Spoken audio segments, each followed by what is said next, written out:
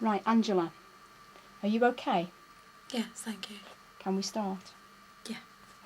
Okay, now I told you that there were a few things I would have to say before we would talk about what's happened. So my name is Jenny and I'm a police officer. What's your name?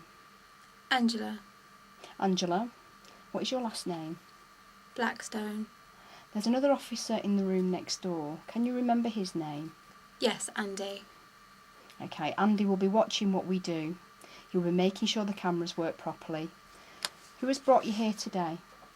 My mum. What's your mum's name? Helen Blackstone. Okay, your mum is outside in a waiting room. Okay. Right, I explained that you were going to make a recording today. Do you remember? Yeah. That's why we've got the mics in this room and you can see where Andy is looking at us with the camera. Can you see it there? Yeah. Now, Angela, I've told you why we're recording our chat. Can you remember why that is? Yeah, so it can be played at court. That's right, it can be played at court. Okay, now Angela, listen carefully because I want to explain something very important. Do you know what it means to tell the truth? Angela, tell me about telling the truth. Well, telling the truth is when you don't make things up, when you don't say things that are wrong, you say things that are right. Okay, Angela, tell me about telling lies. Well, lying is when you make things up, like saying, I'm horse. Okay, I'm going to tell you a very short story and then I will ask you what you think. Okay, Tony was having a smoke in his bedroom. After his mum had told him not to, he heard his mum come in and hid the cigarette. His mum said, "Have you been smoking?" Tony said, "No." What has Tony done? He lied to his mum, What should he have done? told her the truth, but then if he did, he would have got told off. So, why do you think he said no, Mum? Because he didn't want to get into trouble for doing something he shouldn't have been doing.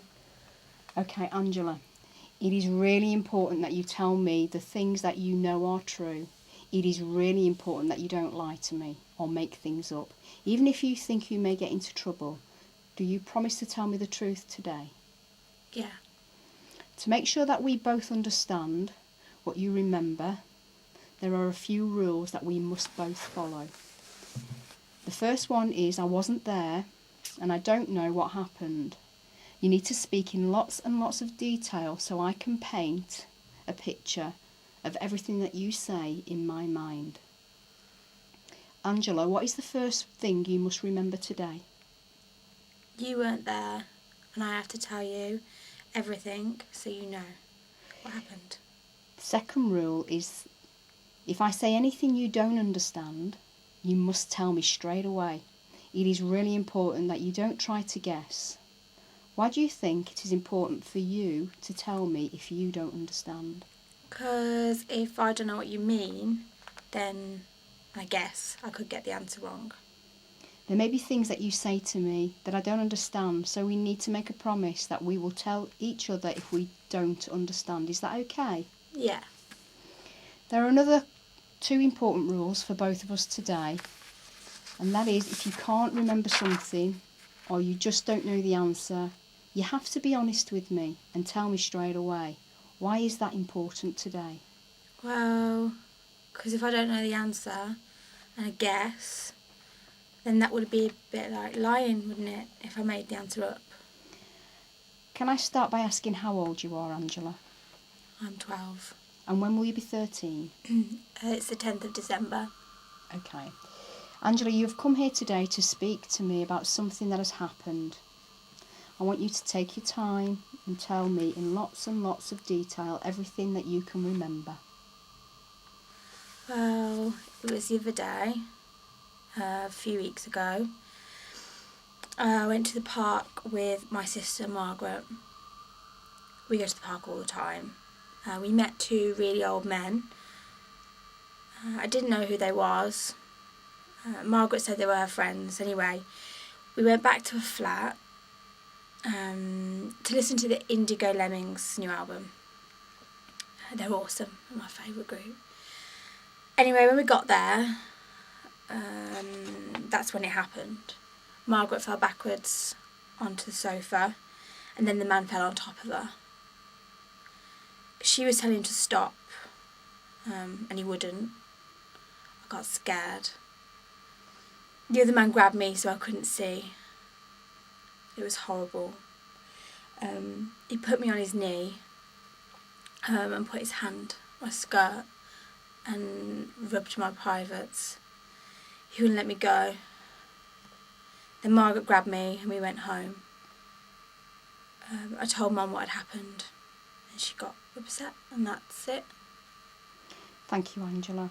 What we will do now is break it down into small chunks, and I need you to give me lots and lots of detail. It is important that when people hear this, they can understand exactly what has happened. Okay. You said you went to the flat.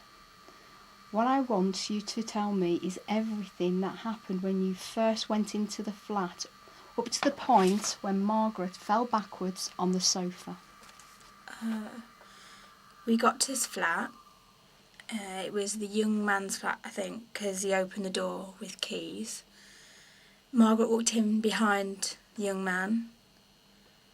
Then I went in, and the old man that touched my privates was behind me.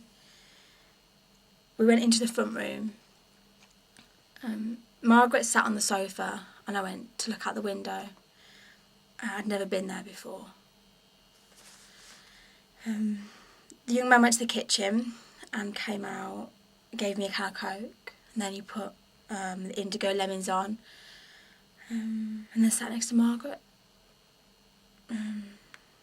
They were messing about and cuddling. That old man sat next to me, kept trying to talk to me, but I didn't really want to.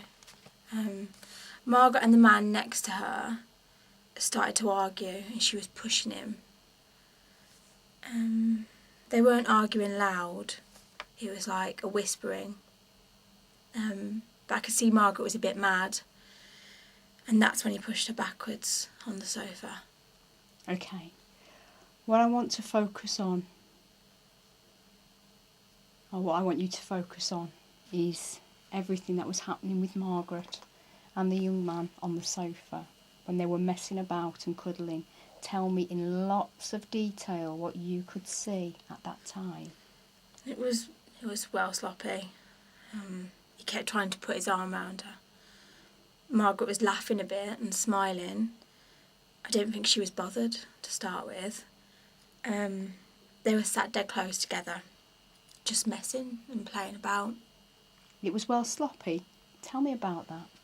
You know, it was like a boyfriend and a girlfriend when they well liked each other. They were laughing at each other and playing. Okay, tell me more about him putting his arm round her. I don't know, really. It was like he wanted to kiss her on the cheek. He was trying to hold her hand and stuff. He was saying stuff to her and she got angry. I think she was embarrassed because I was there. Tell me more about him saying stuff to her, Angela. At first, I don't think she minded. But after a bit, she started to move away from him. And she said no. I saw her trying to push him away. But she couldn't, and he kept pulling her towards him. Her face was looking well mad. You said you didn't think she minded, but after a bit she started to move away. Yeah, she was sat with him and he was whispering stuff in her ear. She was just sat there shaking her head, saying no. But then she tried to push him away and tried to move. And that's when she said no. She was looking at me when she said no. She looked embarrassed and mad. How did she say no? It was quiet and soft at first, a bit like, no, stop. But then she said it really hard and pushed him in the chest. She was getting really angry with him. Tell me more about that. She was well annoyed. It was like, no, get off. Stop it. Look, I said no. I could tell she was getting angry with him. What did you think at this point? I felt a bit scared. I could hear she was getting angry and upset. Okay, what happened next, Angela? That's when he pushed her backwards on the sofa. Okay, tell me everything about him pushing Margaret backwards on the sofa. Okay. He got up a bit. And pushed really hard on her shoulders.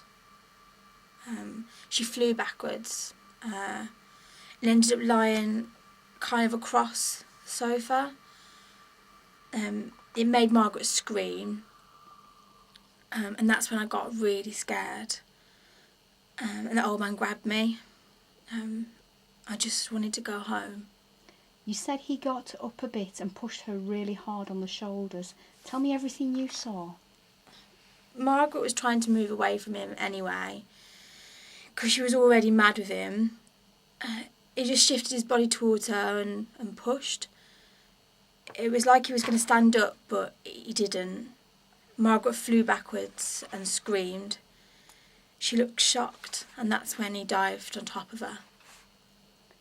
Okay, what happened next? That old man grabbed me hard and pulled me onto his knee. I was dead scared. He was holding me really hard. He had his arms around my waist and I couldn't move. I couldn't get off him. I was starting to panic because I could hear Margaret making noises. She sounded really upset. It was like she was struggling. The old man won't let me turn around. He was making me look out the window. And that was when he was horrible and dirty to me. You said you couldn't get off him. He had hold of me so hard and was pushing me down into his legs. I couldn't move. Pushing you down onto his legs? Yeah, I could feel his thingy getting hard. It was nasty. I didn't like it. His thingy? You know, his willy. I've done about it at school. When a man gets excited, his willy gets hard. What was he doing when his willy was getting hard, Angela? He was like moving around, like wiggling about in his seat and pressing me down on him. It was making me feel really sick and frightened. He had his hands on my privates. Tell me what the old man did with his hands, Angela. It was disgusting. I wanted him to stop. Okay, Angela, I need you to describe in lots of detail exactly what he did with his hands. He took his hand and he put it on my leg. He pushed it between my knees and he pulled it up between my legs all the way to the top. His fingers were playing with my knickers. I didn't like it. Angela, I can see this is difficult, so take your time. Tell me how his fingers were playing with your knickers. His fingers were rubbing my privates. They were wiggling. His fingers were like trying to pull my knickers.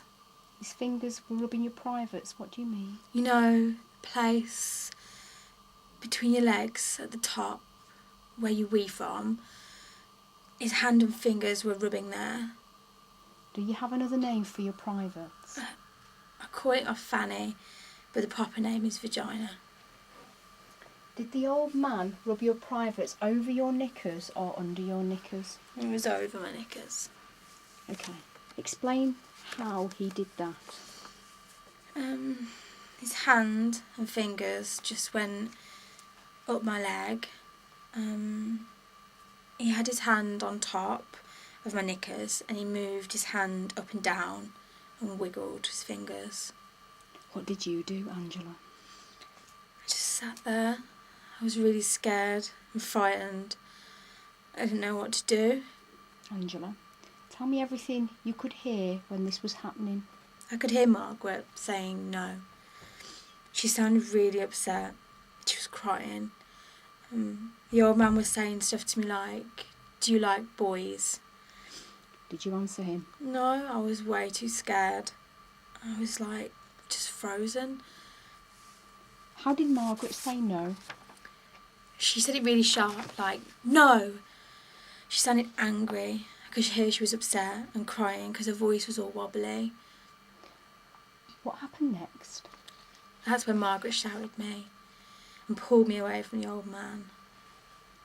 She was really upset and crying. We left the flat and ran home. Margaret was crying all the way, but she wouldn't tell me what was the matter. When we got home, she went straight to her room, and that's when I told Mum. What happened next? That's when Mum called the police. They came and spoke to me and Margaret. Okay, Angela. I'm going to pop next door to speak with Andy to see if there is anything else he wants me to ask you. I'll be a few minutes, okay? Okay.